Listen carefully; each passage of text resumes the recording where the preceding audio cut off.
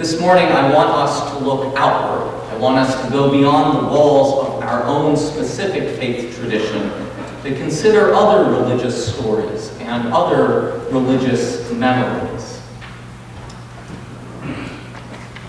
To do so, I am wanting to lift up the experience of multiple religious belonging. It is commonplace to hear within Unitarian Universalist circles individuals who self-identify as a hyphenated religious identity. You might hear of a UU Buddhist, or a UU pagan, or a UU secular humanist. And this morning I want us to consider the significance of this multiple religious belonging. What meaning does it have for our faith tradition? My muse, you might say, is going to be the Sikh tradition. The Sikh tradition is actually the fifth largest religious tradition in the world, according to some estimates. Although I've also found it to be probably the least well-known, especially here in the United States. And I think there are primarily two reasons for this. Firstly, that like Unitarian Universalism, Sikhism is a non-proselytizing faith. It does not send out missionaries to try and convert the heathens. Secondly, Sikhism, much like the role of Arabic in Muslim communities, Sikhism has a very specific and holy language, Gurmukhi, which literally means from the mouth of the Guru. It is a form of pre-modern Punjabi, and I can tell you it is hard to learn. I imagine that this is also one of the reasons why Sikhism can be at first a bit repellent to those of us who did not grow up speaking Gurmukhi or Punjabi or any form of dialect of the sort. Also, I should note that Sikhism happens to be one of the youngest world religions. It originated in northwestern India in the Punjab region and dates back to around the 15th century. It is known amongst the world religions as being one of the most tolerant faiths of other religious traditions, again, somewhat analogous to Unitarian Universalism.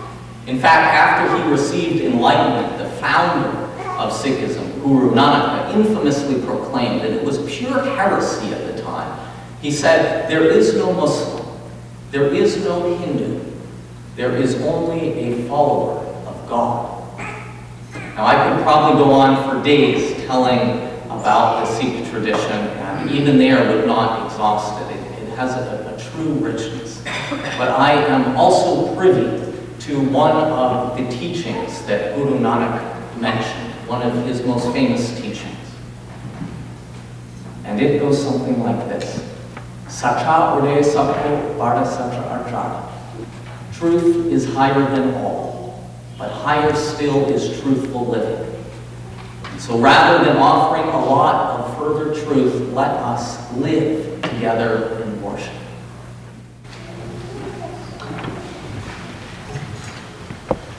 The story of Guru Nanak at Bali Kandhara is adopted from the Puran Sikh collection of stories about the first Sikh Guru and founder of the faith, Guru Nanak. Once upon a time, Guru Nanak traveled to the ancient Buddhist city of Taxila, which boasts a towering but bleak mountain known as Bali Kandhara. It is so named because of a prophet who used to live on its high summit. This prophet of Bali had built himself a house near a fresh water spring. Down below, Guru Nanak's traveling companion, Mardana, suddenly grew extremely thirsty and longed for some water to drink. So Guru Nanak encouraged Mardana to climb the valley's mountain, since the valley possessed the only spring in the area. Mardana set out, but upon arrival at the mountain's peak, he was received with indifference, even disdain.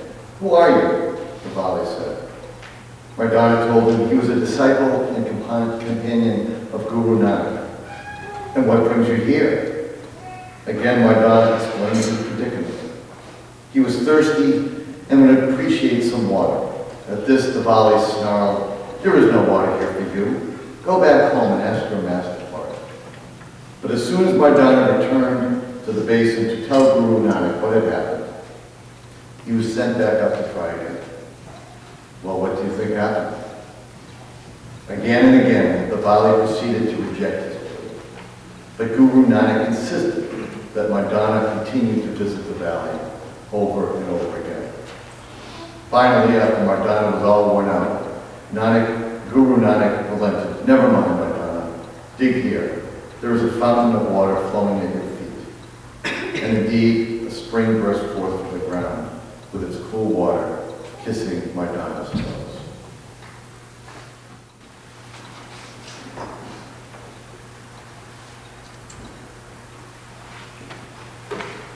Airport security has become sacred for me. Now I recognize this may sound rather strange, and I suspect that San Diego passenger John Tyner and his junk would also disagree. But for me, the increasingly invasive TSA rituals prove nothing less than spiritually prodding. And here's why. A kite. This silver bangle represents one of the 5 articles of faith, collectively known as the 5 Ks, short for the 5 kakars, which externally and visibly mark a practicing Sikh. This kara, as you may have noticed, hangs from my wrist at all times. I never take it off, including when I fly. And so, as you might imagine, when leaping through that metal detector, I am the cause of even more beeping than an elderly Floridian driver in downtown Boston. As soon as I walk that electromagnetic plank, sirens start blaring and the officials swoop in. They gather my luggage. They escort me to the privacy of a transparent glass wall. And then they do the counterterrorism match. Let me tell you, the full body search quickly makes itself known and felt. And yet, in the midst of it all, I somehow routinely find myself sinking into a deep peace and a great pride. I, for some reason, feel truly blessed to be inconvenienced by my faith. There is something truly powerful about having the love in your life make demands on your life. I discovered Sikhism a handful of years ago upon the recommendation of a close friend. And almost immediately, I became enamored by its poetic scriptures and its truly striking rituals. I began attending services at the local house of worship, known as a gurdwara, and I spent months studying Gurmukhi, the pre-modern language of the faith. Above all, though, I should mention that I am truly grateful to my Unitarian Universalist upbringing for the freedom to follow the yearnings of my soul into the Sikh tradition. How blessed we are, all of us who are gathered in this sanctuary and call this faith community our home. How blessed we are to have found a religion like Unitarian Universalism that embraces an individual's search for truth and meaning wherever it may lead, without dictating a specific route or an acceptable destination. Spiritual autonomy is a sacred right. Much as we experience the holy in different ways, so too we should be free to celebrate this holy in different ways, choosing that religious dialect which feels most authentic to our lives. This value of openness appears to be of great importance to our youth as well.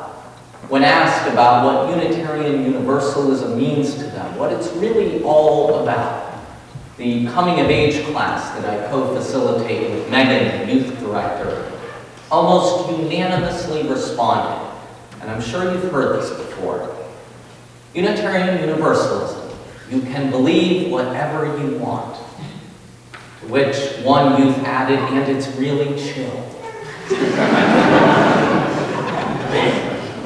I know all too well how this truly well-intentioned and heartfelt sentiment trickled down to our youth. I have heard it among parents. I have heard it amongst adults. From time to time, I have even heard it amongst our ministers. How I pray it is not true. Let us not forget the adage, if you don't stand for something, you'll fall for anything. The snare of an anything-goes mentality sanctions bigotry of mind and of soul. It lacks an ethical backbone, and it compromises its religious leverage. To organize a faith community around the idea that each can simply believe whatever he or she wants amounts to little more than saying you can care about someone when desired. You can speak out against injustice when convenient. You can behave however it feels most comfortable to you. Over 100 years ago, Unitarian minister Jacob Lloyd-Jones accused our tradition of becoming so broad in its constant tendency that it has a tendency to lose all cohesiveness or significance or inspiration or power or value. Our spiritual autonomy is at once our brightest blessing and our most threatening curse. I am not convinced, though, that Unitarian Universalism does allow us to believe anything. And I plan to speak more to that particular point in my sermon on January 30th, so I hope you'll join me. But in the meantime, not to leave you hanging, here's my shorthand response. Unitarian Universalism is not about believing anything. It's about believing anywhere. We are called to find goodness in scriptures of any stripe. We are called to find truth in poetry and in science alike. We are called to find love in the face of every single one of our neighbors who with us is fated for that same holy universalist destination. Bring many names, my religious companions, for ours is a faith of equal opportunity, inspiration. Consider this morning's reading, for example, drawn from the Sikh tradition. In it, I not only hear the voice of discipleship, I see the path of Unitarian Universalist discipleship, of our faith formation. Are we, as Unitarian Universalists, not the character of Mardana in this tale? Think about it. Our souls having grown thirsty for inspiration, we leave the historically Christian household of Unitarian Universalism and scale the mountains of distant religious stories. We explore Eastern religions. We study earth-centered traditions. We revisit the Judaism of our ancestors. For many, of course, this may not be the first religious odyssey with Unitarian Universalism, or second, or third, or perhaps even fourth spiritual home. Now, when Mardana set out on his journey into the wilderness, the first reaction he encountered was that of hostility. The Bali greeted him at first with suspicion, and then with outright rebuke. And I imagine that the response of this Bali likely offends our commitment to hospitality, and for good reason. But who knows how many other travelers approached and asked that volleyed forth water. Some may well have wanted to buy it out from him, or maybe even try and steal some water to bring it home and then give it to neighbors and friends. Many Native American communities feel this way about spiritual seekers who recklessly misappropriate indigenous rituals. James Young has compared this New Age theft to stealing the skin off our backs. And the string of recent sweat lodge calamities testifies to the real violence of distorting and then commercializing someone else's religious tradition. It is not impossible, though, for wanderers to tread carefully with great humility and respect. It's hard, it's really hard, and it takes a significant amount of intentionality, but it's not impossible. Of course, great reward also typically goes hand in hand with great distress. Faith is a force, after all, riddled with confusion and at times sobering discomfort. Let me share an example. One of the holiest days in the Sikh calendar is that of Vaisakhi, which celebrates the creation of the Khalsa, that order of pious Sikhs who have undergone this initiation ceremony known as Amrit Sankar. Last year, I participated in the Vaisakhi celebrations at the local Gurdwara that I attend. And one of the opening rituals in this day-long festivities is the cleansing, the replacement, and then the resurrecting of this very holy flag. One of the elders approached me and asked me whether I wanted to participate. And I was very honored and of course agreed. So I took my place between flying elbows on one hand and clanging karas on the other. All I could hear were loud voices shouting at me with instructions in rapid-fire Punjabi. Others grabbed at my wrist to try and demonstrate the proper technique for cleaning. And behind me, people were clawing at my shoulders, desperately trying to catch a glimpse at the process that was happening. It was pure madness, absolute chaos. I don't think anyone had an idea what was really happening. And yet, amidst all of this confusion, suddenly, unannounced, everyone broke out in song, chanting the name of God. Satanam, Satanam, Satanam Ji, Vaheguru, Vaheguru, Vaheguru Ji.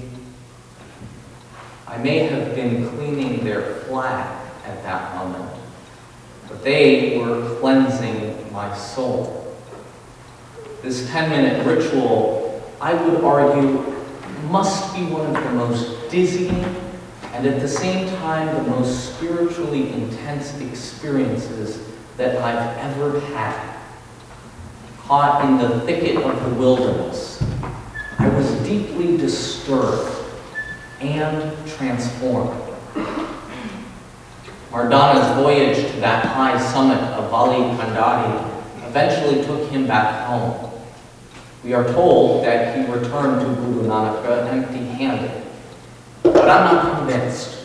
My experience that day at the Gurdwara convinced me that there may be actually an alternative explanation. In fact, I think that the very act of scaling that mountain, which changed Mardana, also gave him something intangible, allowing him to see the abundant spring that was already flowing at his feet, right there with Guru Nanak at his home. Meister Eckhart, the great Christian mystic, writes this: God is always ready, but we are not ready. God is near to us, but we are far from God. God is within, we are without. God is at home, we are abroad. Being in the wilderness, I have learned, may help us gain a spiritual clarity so that when we do come home, we know where to find that God kissing at our toes. The challenge, though, is this. Many don't ever make it home. Recent studies suggest that Unitarian Universalism loses its youth at a staggering rate. Other comparable Protestant denominations report that on average, approximately 52% of current members grew up and were raised in that faith tradition. It's not that high of a figure, really, just a smidgen, over 50%. But it towers over Unitarian Universalism's meager 12.5%. Our tradition bleeds from the inside out. I don't blame Unitarian Universalists who grew up in this faith, like myself, for leaving their religious household and never returning. I get it. It's something that I have struggled with myself over and over again. I adore the Sikh tradition, and I imagine that it will always have an influence on my life. But higher still is my love of Unitarian Universalism and my sense of devotion to this liberal religious tradition. Those of us who grew up in this faith, and those of us who now call Unitarian Universalism our spiritual home, have a duty. It is our responsibility to search the dusty walls and the hidden rooms of this faith for the God within, the God at home. The danger, I think, of protesting our way out of our history, as Robin so powerfully argued last week, is that we may lose our household altogether. If we forget, if we ignore, if we intentionally distort our heritage, we may not have a home to which to return. It may be unrecognizable to us, or it may not exist at all. Imagine for a minute Mardana tumbling down that mountain, out of breath and weak with thirst, arriving at the basin of this mountain only to discover that Guru Nanak had disappeared, that Guru Nanak had grown impatient or dissatisfied, that he had some bone to pick with one word that was said on Sunday, and so decided to abandon him, leaving him all on his own. What then? What then of his fate? What then of his faith? We need both household and wilderness. Both of them are extremely important, and we cannot have one without the other. I think that the Sikh scriptures challenge us in this regard. As Brooke so beautifully sang earlier, house and wilderness are the same. Deep within each dwells the one beloved God. Outwardly, there are many distractions. In their purpose, wilderness and household are spiritually one. Both can point us to the sacred, undoubtedly. Truly, we can believe anywhere. And yet, if we do not root ourselves in a somewhere, if we do not fully immerse ourselves in one religious household, we may easily succumb to those distractions and miss out entirely on knowing the one beloved God that dwells within each. A person can own many houses, each with a unique and breathtaking view. But where is her home? Where does she choose to raise her family? Where does she choose to make and to store her memories? Our spiritual maturity requires nothing less than that we can commit ourselves. That we commit ourselves fully, authentically, and wholeheartedly to that place which we shall call home. We must maintain it. We must financially support it. And of course, we must make renovations from time to time. But above all, We must cherish it. Cherish it for ourselves and for the future generations that will one day call it their spiritual home as well.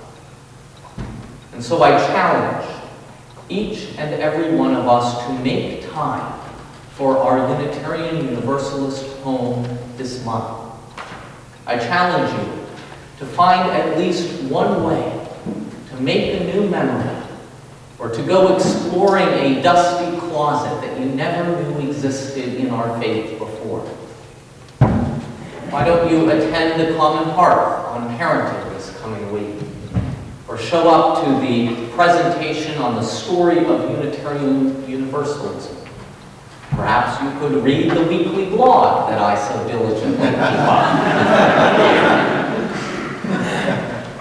Now, for anyone who has traveled, they can also tell you that the wilderness has a lot to teach us about who we are, what we take for granted, and the values that we share. So why not attend the MLK Memorial Service that's being held at Temple Shalom, or the February fundraiser benefiting the Louis D. Brown Peace Institute? Together, as we deepen our faith at home and abroad, we can reclaim our cohesiveness, our significance, our inspiration, our power, and our value. We can help one another stand somewhere so that we may believe anywhere. We can find those sacred waters that are tickling and kissing our toes. And maybe, just maybe, the next time that you wade through airport security, you will find yourself inconvenienced by your faith. Not necessarily the ringing of a metal detector, perhaps, but the ringing of your heart, singing with joy of a Unitarian Universalism that has saved your life. May it be so. Amen.